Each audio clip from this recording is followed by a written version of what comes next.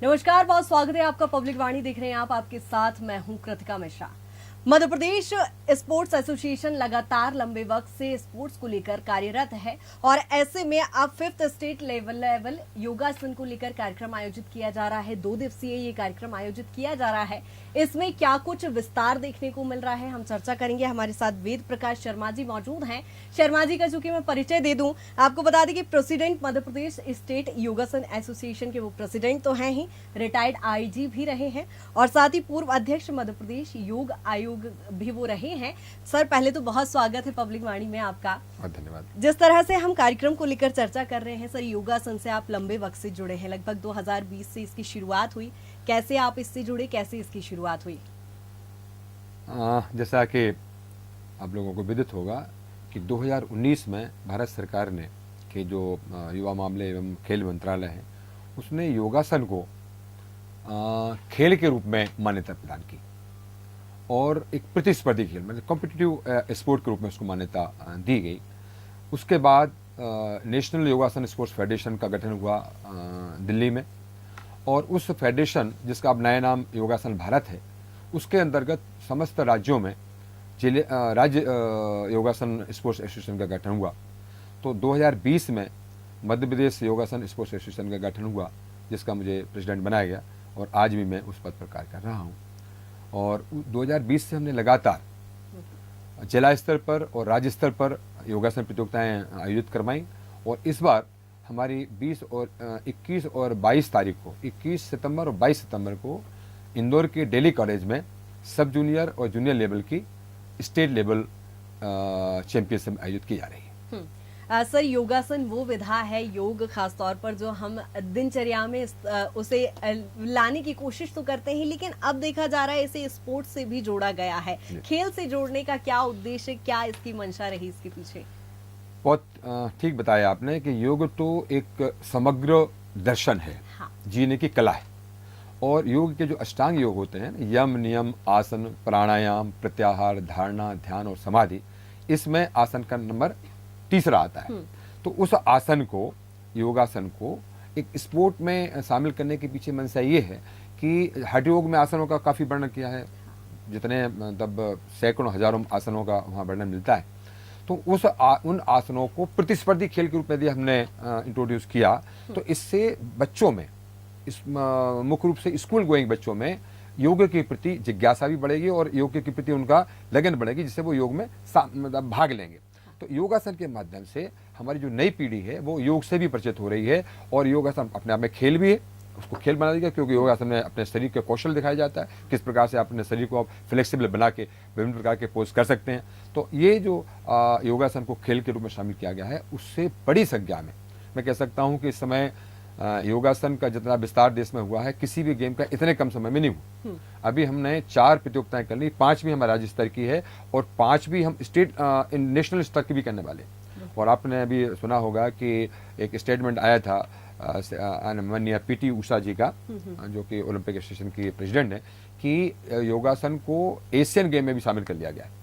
इस साल जो एशियन गेम होगा उसमें हम डेमो के रूप में अपने खिलाड़ियों को उतारेंगे और अगली बार जो एशियन होगा उसमें हमारा खेल के रूप में शामिल किया जाएगा। बिल्कुल सर, लेकिन जिस तरह से चूंकि जागरूकता की बात आपने की है, बच्चों में जागरूकता को लेकर यदि, लेकिन हम देखें कि लोग अब खैर योग को लेकर जब अंतर्राष्ट्रीय योग दिवस मनाया जाता है उस समय अवेयरनेस काफी देखने को मिलती है। प्रधानमंत्री नरेंद्र मोदी भी इसे हमेशा से प्रमोट करते नजर आए हैं। आप देख पा रहे होंगे धरातल पर कितने अवेयर लोग नजर आ रहे हैं, क्योंकि हर वर्ग के लिए आप ये कार्यक्रम आयोजित कर रहे हैं।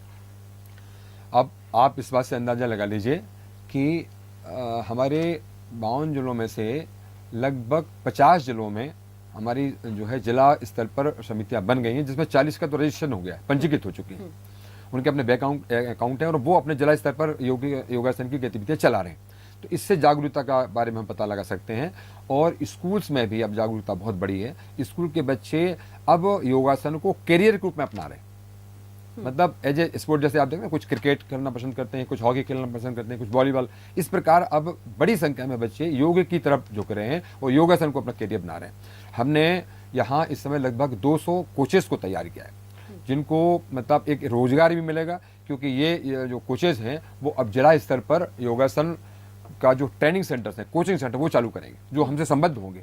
तो वो भी एक कार्य हमारा शुरू होने वाला है, जिससे ग्रामीण अंचल से लेकर शहरी अंचल तक योगासन के खिलाड़ी न केवल खेल से जुड़ रहे हैं, योगासन खेल से, बल्कि ये प्रशिक्षित भी हो रहे हैं, ताकि राष्ट्रीय स्तर पर, अभी पिछले बार जब हमारा योगासन का गेम खेलो इंडिया में हुआ 2023 में, तो उस समय जो है हमारी 2 बच्चियों को गोल्ड मेडल मिला था योगासन में।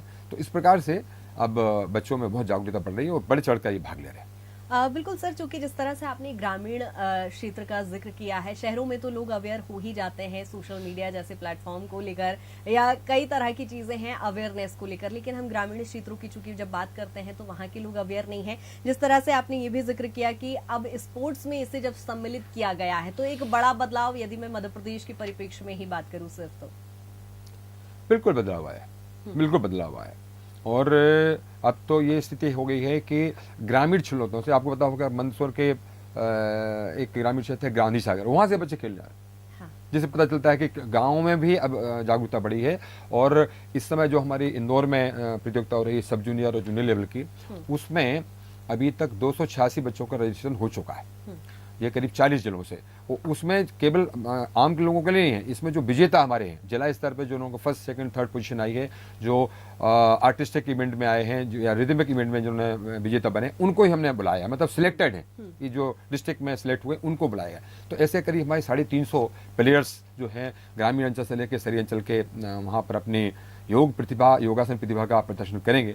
और उसमें जो बच्चे चयनित होंगे उनको खेलो इंडिया में खेलने को मिलेगा, और जो राष्ट्रीय स्तर की हमारी प्रतियोगिता होती है जो सरकार आयोजित करती है, नेशनल गेम्स होती है, उसमें खेलने मिलेगा, और जो फेडरेशन राष्ट्रीय प्रतियोगिताएं आयोजित करता है उसमें भी उनको सहभागिता की मिलने का अवसर प्राप्त होगा। और इसके पहले अभी मैं बता दूं आपको कि 14 और 15 सितंबर को अभी हमने मुरैना में ये प्रतियोगिता आयोजित की थी, उसमें सीनियर लेवल के बच्चों को बुलाया था। सीनियर लेवल में जिनका 18 वर्ष से लेकर 28 वर्ष तक की उम्र है, और मास्टर लेवल 28 वर्ष से लेकर 55 वर्ष तक के लोगों को 4 कैटेगरी में बांटा गया था, और उनको भी हमने इसमें शामिल किया था। तो वो प्रतियोगिता हमारी 15 तारीख को संपन्न हुई है मुरैना में। बिल्कुल, यानी सभी वर्गों के लिए ये कार्यक्रम आयोजित किया जाता है। सर, जिस तरह से जिक्र किया 2020 से आपने इसकी शुरुआत की, चूंकि कोविड का वो समय हुआ करता था, तो कैसे आपने शुरुआत की, कैसे योग से लोगों को जोड़ा?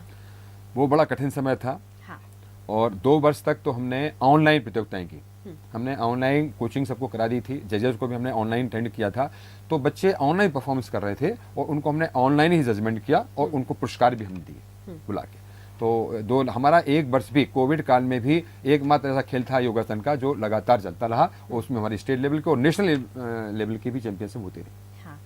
लेकिन सर उस समय लोगों में अवेयरनेस दिखी, क्योंकि जिस तरह से कहा वो बड़ा विपत्ति का कठिन समय था। जी। लोग अपने घरों में दबे हुए थे, दुबके हुए थे कि नहीं भाई डर का माहौल है बाहर, तो योग से लोग जुड़ पाए, बहुत जुड़े, क्योंकि उस समय लोगों को, बच्चों के पास समय बहुत था, स्कूल बंद थे, कॉलेजेस बंद थे, तो बच्चे घर में थे। जब उनको ये प्लेटफॉर्म मिला ऑनलाइन का कि साहब यहाँ योगासन एक गेम हो रहा है जिसको आप ऑनलाइन परफॉर्म कर सकते, और योगासन एक ऐसा स्पोर्ट है जिसको कोई बहुत बड़े किसी अपरेटस की आवश्यकता नहीं होती है, आप घर में चटाई बिछा के कर सकते हैं, दूसरा कोई आपका भाई बहन उसको शूट कर सकता है। इस प्रकार से हमने घर में बच्चों को प्रमोट किया कि आप घर में योगासन करिए। उसका फायदा ये हुआ कि बच्चे योगासन में से बड़ी मात्रा में जुड़े।